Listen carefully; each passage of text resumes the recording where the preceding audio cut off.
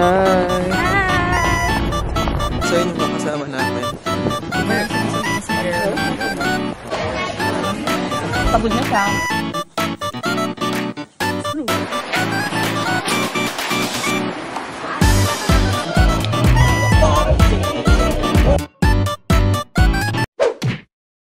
Hi guys! Welcome back on my channel. I'm Brian from the Philippines but currently living and working in Switzerland. But for today's video, nandito kami ngayon sa Tromsø, Norway! Woo!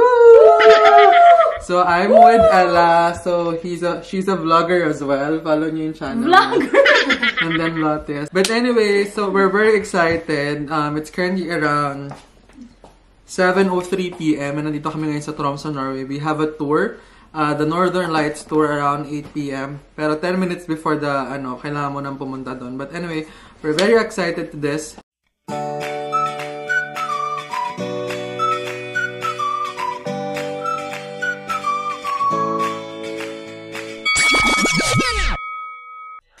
Hi guys, nasa loob na kami ng van. So ayan. So, ito pala Arctic Sea yung aming nirentahan. So ayan siya. Just to give you because normally they are holding about 400 reindeers here in. Wow. So, since nasa Tromsø, Norway tayo, I'll be giving you some fun facts about Tromsø, Norway. Number 1, it's the city of midnight sun and polar night. So, there are days na 24 hours yung araw, 24 hours din yung gabi. Meron nga silang tinatawag dito na midnight fun run or midnight siya ginagawa pero may araw pa din kasi. Pangalawa, this is the Northern Lights capital. I thought before, Iceland is the Northern Lights capital. However, ito nga yun, yung Tromsø, Norway, at saka mas malaki yung chance na makita mo siya from here. Number 3, it is the home to the world's northernmost university. O kaya naman yung northernmost McDonald's. So, pupuntahan din namin yan dito sa trip na to.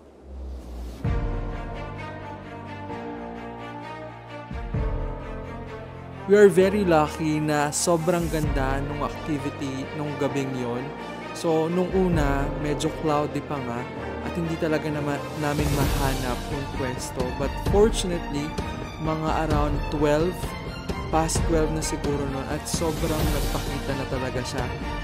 Anyway, ito nga pala yung van namin na kung saan nag-set up sila ng bonfire plus meron kaming free chocolate drink dyan na hot chocolate. Kaya lang sobrang lamig talaga. So, ayan, tingnan sila Lotis. At Ella ay nagpapainit ng kamay. So, ito nga, yan yung mukha ng Northern Lights. So, mas maganda talaga siya sa picture. Pero talagang nakita namin by our naked eye yung mismong activity niya. Meron nga palang may konting blue na sinasabi ng aming tour guide na medyo rare talaga. So, sa sobrang lamig nga namin ay talagang tinututok na yung aming kamay doon sa bonfire. Ayun, tingnan nyo sa likod ko ay sobrang ganda ng Northern Lights. So, Northern Lights yan at talagang makikita mo siya. So, anyway, sobrang lamig na. Late na din kami nakabalik ng city. Para nakabalik kami around 2 to 3 AM na. Pero sulit na sulit yung aming tour. At we're very lucky talaga na makita namin yung Northern Lights. Hi guys, good morning. So, Saturday ngayon and yun nga, nakita nyo naman sa video is nakita naman yung aurora. As compared din sa mga previously na experience kong aurora, ito yung pinakamalakas at saka nagbigay talaga ng show. So, anyway, natapos yung tour namin na mga around 2 AM na. Nililipat na ako. Actually, nagluluto kami. Natapos yung tour namin na mga around 2 AM or 1 to 2 AM ganyan. So basically, umalis kami ng 8 PM. Tapos naglibot kami. Pumunta kami na medyo border na ng Finland. So, yun nga. And then, nakita din namin actually yung aurora. So, naglipat-lipat din kami ng places. Tapos, after nun, nag-drive pa din kasi kami pabalik. So, umabot na din siya ng 1 AM. Sorry. Kakagising ko lang. But anyway, bumili kami sa grocery store nila dito. Ayan, Spar. So, bumili kami ng patty. May nabibiling patty doon. Tapos, bumili ako ng egg. So, mag-noodles kasi kami.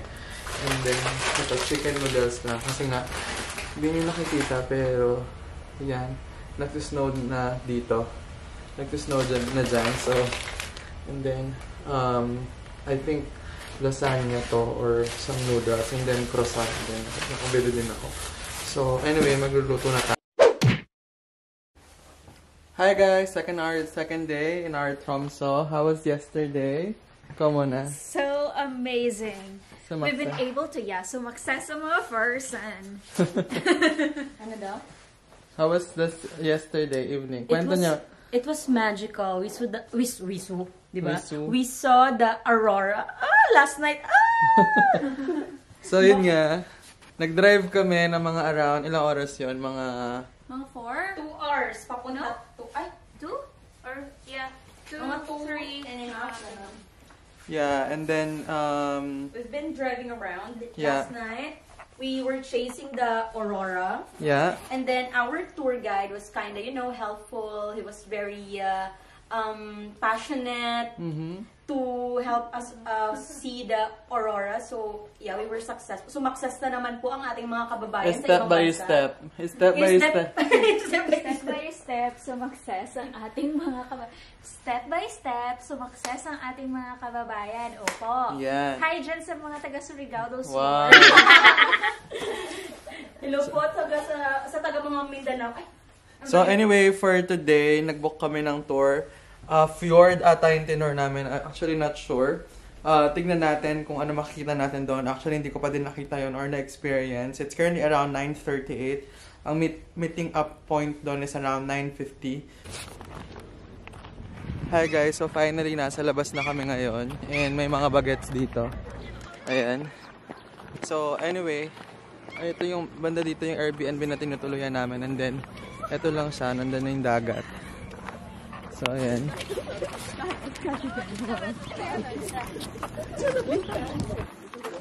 Grabe yung ang kikinis na mga bagets dito. Hindi ka na mukhang taga-Antarctic. So, ang daming birds guys. Ang daming pigeons. Tapos, ito yung makikita nyo. Hi! Hi! Madula! Para que se den una idea, ahora mismo nos encontramos aproximadamente a unos 300 kilómetros de la línea del Círculo Ártico. Y solamente existen otras dos ciudades que están a deep connection to nature, their unique language and culture, of course. And the last but not least, the traditional reindeer herding. They are the only owners of the reindeers. Nobody else could have.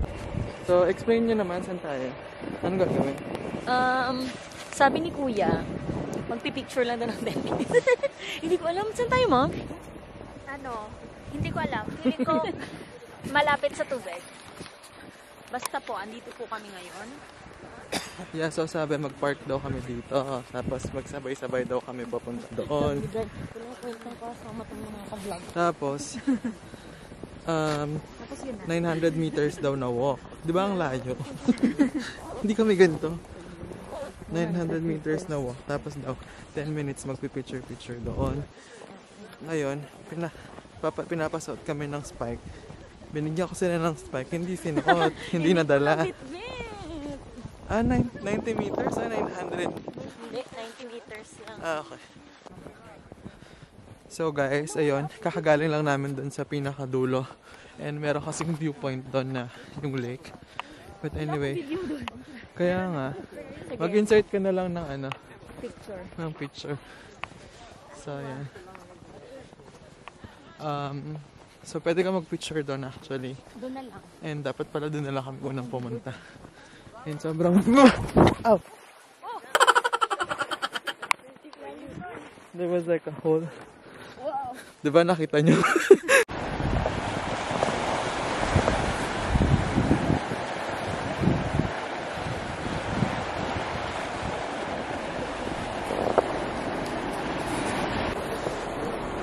So hi guys, nandito kami ngayon sa may... Hindi ko na din alam kung nasaan kami actually. Basta ko sila kami baba ng bus. So ayun pala yung bus na sinakay namin. Nasa likod. And then ito yung view. May bridge doon. And then ito yung dagat. Norwegian Sea ata yan. So anyway, may beautiful spot dito. Ay, may bangka ba yun? Bangka ba yung nandun sa pinaka... Hindi ko sure kung bangka yun. Hindi ko sure kung nakikita niya. But anyway, meron din bahay doon sa bay. Okay ka lang? So, yeah. So guys, nandito kami ngayon sa may beach area naman. So ayan, actually pwede kang maligo dito, sabi ng aming tour guide. Actually dun sa tour guide nga ay, sa tour pala dun sa Get Your Guide, ay pinapagdala ka ng swimming gears. Pero sa sobrang lamig, tingin nyo naman, makakabaligo kami. Tingnan nyo meron mga snow dyan. So ayan.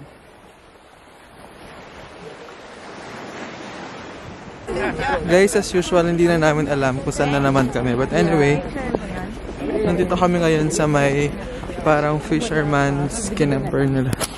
Fisherman, basta guys, maganda. Yun na lang. Hindi ko na alam kung anong daan to, pero yan. Tapos may iba't ibang kulay ng houses doon. So ayan guys, pwede ka mag-picture dito. Ayan siya. Siyempre, Pinoy ka, 10,000 pictures yan. Sige ma'am. Ayan. Kaso kasi super layo. Okay. Sige, diyan ka lang. Urong pa, atras pa. Ito times 2 ko ha, pero atras ka pa. Tapos dito ka sa gitna. Gitna or gilid? Kasi ano eh. Okay. Gitna Ayan. pa. Okay, Gitna pa. Ayun yung mga two-piece. Yung mga rasyon. So what do we have here? 2-piece, 4-piece? 4-piece. Dalawang sandwich yung isa salmon, yung isa parang Norwegian cheese. Masarap pareho. And then we have the sangkis and then some goods and snacks. May tissue din na colored. Very cute. And then short, how about... baon mo nung elementary. In short, mga rasyon. And then they have coffee or chocolate, milk chocolate. Masarap ng coffee. Mm-hmm. Then you can swim as well. See Batman, see Superman. Masarap na. Parang lemon. Yeah. Tapos mo na. Butterscotch. Yeah. Sobrang pwede coconut o coconut. Ako for me, konti lang. Hindi naman super. Parang yema. Guys, parang yema. Vlogger. Ay, kita. Tapos guys, meron pang brownies. Nag-ano pa. Meron din version ng Zesto. Tapos para go glow and grow. Orange. Tapos, syempre di mawawala ang candy. Bongbong. At saka para magising tayo, tara kape. Tapos tingnan niyo yung tissue nila. Hindi lang puti. Flower.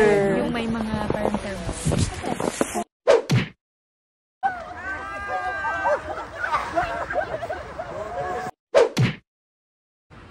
So guys, this is the church and ayan, nagpipicture si Lotus dito. And then, magandang souvenir shop to, Waynor, kasi maraming choices. Although medyo mahal din siya. Pero yan yung souvenir shop dito. Meron din palang 7-Eleven dito. Ayan. Ayan din yung cable car na pwede mong puntahan. Hindi na namin napuntahan kasi wala din kami time. It's currently around 7 PM. Ayan. Ayan yung city center nila dito. May mga club dyan pagkagabi. And then, banda doon yung oldest na McDonald's. Hi guys! So, nandito kami ngayon sa may smallest pub or bar in the world. Marami nagkiklaim, so hindi ko sure kung ano yung totoo. But anyway, let's see.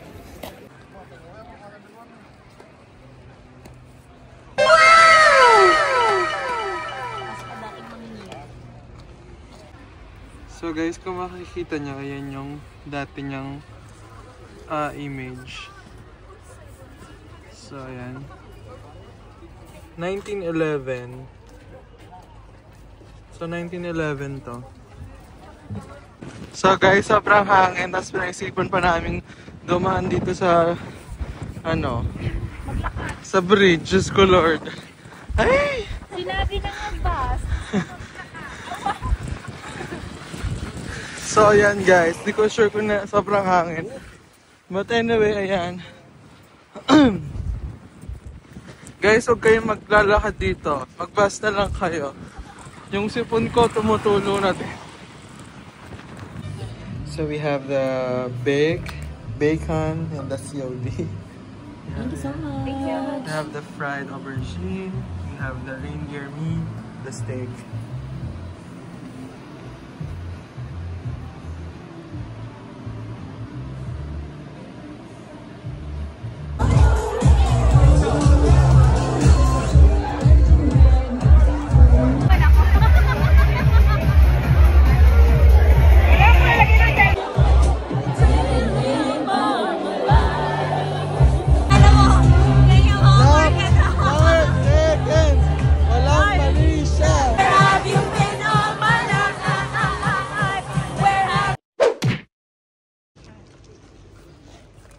Bye-bye Norway. Bye-bye. Madalas. Bye-bye. So guys, ganun lang yung araw namin. So lumipas na yung dalawang araw. So okay naman. Very fruitful naman. So pabalik na kami ng airport. Actually 10:50 yung flight namin. It's currently around 9:10 ganon. Tapos habulin na lang namin papunta yung doon sa bus. Tingnan natin kung saan. Let's see. There'll be girls across the nation that'll eat this up. And I know that it's so, but could you better